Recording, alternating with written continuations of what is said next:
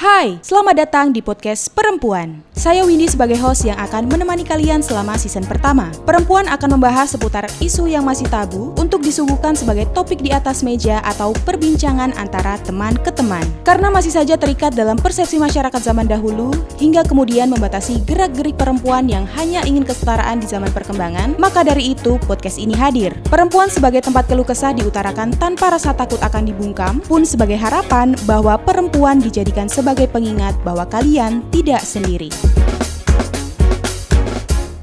Selamat datang di podcast Perempuan bersama saya Windy Wulandari. Untuk episode kali ini kita kedatangan Amanda Belina. Halo, apa kabar Amanda? Baik Kak Windy. Baik-baik aja ya. Lagi sibuk apa nih? Lagi sibuk kerja aja di rumah. Sibuk kerja di rumah ya, WFH ya bun? Iya, Oke, WFH. baiklah. Amanda ini adalah seorang model dan untuk episode kali ini kita bakalan membahas seputaran model adalah profesi bukan target seksual. Kalau misalkan Amanda sendiri terjun ke dunia modeling ini udah berapa lama? Kayaknya dari umur 16 tahun ya. Wow. Berarti 11 tahun yang lalu. 11 tahun yang Yes. lalu. Wow, udah berpengalaman ya, udah malang melintang di dunia Iya, modeling udah berarti. nenek-nenek Oke, ya. nah ini bisa dibilang otomatis pengalamannya juga udah banyak banget, Bun. Iya, Iya kan? bisa jadi. Tapi kalau misalkan ngomongin seputaran dunia modeling, ini adalah sebuah profesi. Tadi sempat Winnie mention di awal kalau misalkan profesi bukan target seksual, ya kan?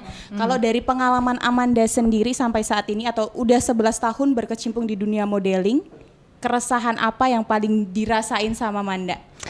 Kalau keresahan sebenarnya nggak ada hubungannya ya sama sebenarnya sama judulnya. Oke. Ini lebih ke soal fee. Merupakan keresahan Cuan ya, orang-orang. Bun? Iya, Cuan. yang iya kalau orang jualan jasa gitu kan ya pasti keresahannya fee. Gimana mau kasih fee yang benar atau misalnya gimana caranya kode-kode tipis orang kliennya gitu ya. Aduh, Biar bisa ini. deal gitu ya. Oke. Tapi kalau hubungannya dengan sebagai objek seksual, so far sebenarnya sih nggak pernah merasakan selama 11 tahun ini ada yang menganggap saya sebagai model itu target seksual atau objek seksual kayak gitu sih. Cuma selama 11 tahun kemarin juga ada, menurut saya justru profesi lain nih yang membuat saya merasa seperti itu ya, seperti dijadikan objek seksual. Oke. Tapi bukan dari pekerjaan model itu sendiri sih. Tapi kalau misalkan menjadi target seksual ini mungkin dialamin juga sama teman-teman Amanda di sekitaran lingkungan dunia permodelingan gitu ya. Itu Amanda pernah nggak sih kayak mungkin dengerin cerita dari teman gitu, weh kayak dikasih begini kak kayak gitu? Oke. Setelah dipikir-pikir kayaknya pernah. Tapi ini lebih ke bukan di Makassar sih ya. Lebih ke teman yang kerjanya model tapi di luar kota, apalagi di ibu kota. Jadi sempet dengar juga cerita kalau misalnya oh ya jadi model ini kadang harus ketemu si ini, terus meskipun nggak secara langsung misalnya diperlakukan kayak gimana gitu ya, cuman we as a woman pasti kita punya feeling kayak ini orang kayaknya ada annoying banget sih, ada kayaknya ada feeling kayak gimana gitu ya. Ada radar ya, Ada radar. Nggak bener nih gitu. Kayak gitu. Cuma jarang sih ya, kecuali kalau teman-teman yang mungkin ada yang satu kerjanya sebagai pemain film, nah itu kebanyakan dengarnya sih pekerjaannya yang teman-teman yang kerja main film. Cuman kalau dari model sendiri mungkin ya, karena kalau model kan banyak juga ya kliennya. Betul. Kalau saya sih kebanyakan brandnya memang brand-brand yang kebanyakan klien orang yang belanja itu perempuan. Oke. Jadi kacamata fotografernya juga itu memperlihatkan wanita bukan sebagai objek seksual. Cuma mungkin kalau ada model lain yang fotografernya menggambarkan model itu sebagai objek seksual ya mungkin lain lagi. Tapi sampai sekarang ya nggak pernah sih dengar cerita teman yang sampai kayak agak ekstrim gitu ya, merasakan bahwa dia menjadi objek seksual, baik itu dari fotografer atau dari klien yang hire dia kayak gitu. Oke, jadi sejauh ini masih aman-aman aja ya untuk pengalaman dari Amanda sendiri. Nah, tapi kalau misalkan ngomongin seputaran model dijadikan sebagai target seksual gitu, pandangan Amanda sendiri terhadap statement seperti itu gimana tuh?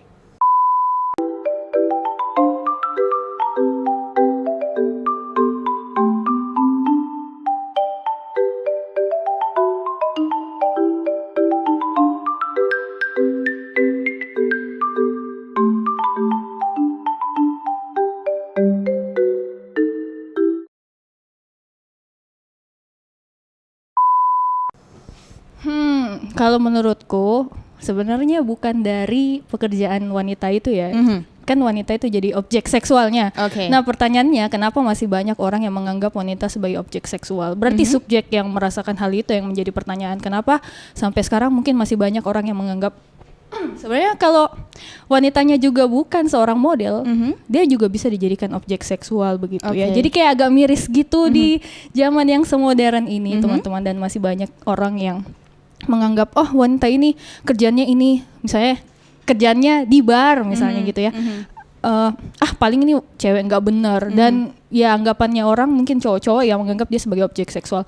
Tapi menurutku ya profesi kayak semua orang itu punya profesinya masing-masing. Bahkan seorang dokter pun mungkin kalau orangnya subjeknya laki-lakinya itu menganggap dokternya ini cantik, seksi, dia juga bisa jadi objek seksual kayak gitu. Berarti bukan masalah profesinya apa ya, tapi ya emang perempuan ini istilahnya gendernya yang dipandang sebagai objek seksual sendiri. Kalau menurutku seperti itu. Nah, tapi kalau misalkan mungkin nih nggak diminta-minta gitu kan, tiba-tiba Amanda pas lagi ada proyekan gitu, terus tiba-tiba ada hal seperti itu yang menjadikan mungkin orang ini kayak ngejadiin Amanda sebagai objek seksual. Itu gimana kira-kira, mungkin ada nggak sih kayak semacam hal yang perlu disiapkan untuk teman-teman yang berada di dunia modeling untuk menghadapi hal itu? Ya sebenarnya nggak semudah itu kita wanita untuk kayak misalnya di saat itu tiba-tiba ada yang colek atau saya rasa kayaknya langsung ngeblank ya kan? Nggak mungkin langsung dicolek nggak mungkin. Nah setelah itu kalau kita cerita pasti nih yang dengar cerita, bodohnya nih orang kayak gitu kan. But if we are, bukan malah kayak ngasih solusi, malah kayak biasa aja kali kayak gitu kayak gitu, atau harusnya waktu itu kamu gini. Tapi itu menurutku kalau di saat itu terjadi mungkin akan susah untuk kita langsung teriak atau langsung speak up gitu ya. Jadi kalau saya sendiri lebih sering menghindari pekerjaan yang menurutku kliennya ini emang ada rada-rada kayak gini sih, dari misalnya mungkin video yang dia produksi, terus saya lihat kayaknya nih kacamatanya dari kacamata yang kayak laki-laki banget sih, kayak memperlihatkan gitu bentuk badannya perempuan. Nah, saya lebih gitu ya? Saya lebih sering menghindari, atau fotografer yang mungkin dari Instagramnya udah jelas dia memperlihatkan tubuh wanita bukan sebagai, kan kadang orang menggambarkan apa yang saya bikin ini adalah sebuah art, kayak ini cuma untuk keindahan gitu loh. Masa kamu nggak bisa melihat ini art? Tapi kan beda juga art dengan orang yang memang menjadikan tubuh wanita itu sebagai ini kan yang laki-laki suka lihat gitu kan. Jadi biasanya saya lebih menghindari pekerjaan yang harus melibatkan saya dengan orang-orang seperti itu. Cuma kembali lagi, kalau misalnya saya harus atau tiba-tiba harus bertemu dengan orang seperti itu, pasti saya lari. Karena pernah kejadian, tapi itu bukan waktu saya jadi model. Itu waktu profesi saya sebagai kayak intern gitu di salah satu TV di Makassar gitu ya. Jadi ada satu orang yang kayak memang baru ketemu sekali tapi langsung chat, terus pas ketemu langsung dia itu kayak ada feeling kayak gimana gitu. Besoknya saya nggak datang lagi ke tempat itu. Jadi bodo amat. Kalau menurutku orang ini feelnya feel-nya nggak enak gitu ya. Negative vibes. Meskipun mungkin orang lain akan menganggap bahwa sombong banget nih Manda kayak gitu. But who cares? Kayak daripada saya harus bertemu dengan orang kayak gitu, yang mending saya hindarin kayak gitu. Jadi kalau Manda sih mungkin lebih ke melindungi diri sendiri gitu ya, yang istilahnya kayak enggak memancing atau. Tapi kalau misalkan mungkin banyak yang beranggapan dunia modeling itu ya kayak menjorok atau kayak berbau hal-hal yang seperti itu.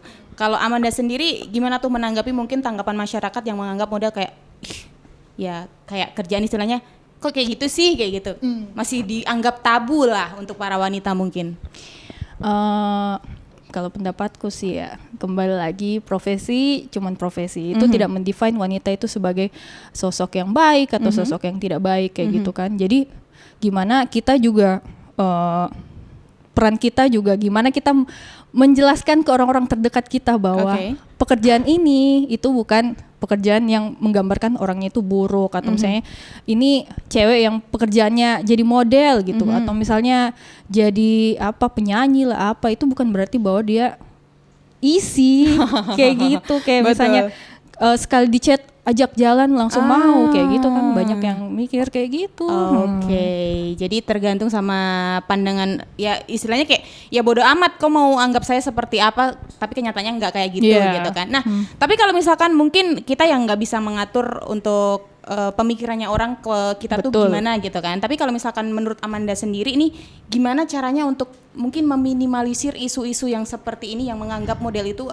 dalam tanda kutip di masyarakat? Ya kita memang susah ya untuk mengubah pikiran orang karena itu bukan pikiran kita gitu ya. Tapi hal terkecil yang bisa kita bikin mungkin ke lingkungan sekitar kita aja lah. Kadang kan mungkin kita pergaulan kita terus ngobrol-ngobrol, main-main itu kan sering gitu ya. Yang cowok-cowok mungkin lihat nih cewek yang ini udah cantik banget, seksi gitu. Ya kita bisa punya peran bilang, enggak boleh kok begitu, enggak baik itu kayak begitu kan, meskipun kita dianggap aduh ini orang kan kita cuma bercanda, but that's not a joke gitu loh. Kita harus memberitahu juga dari orang-orang sekitar kita dulu.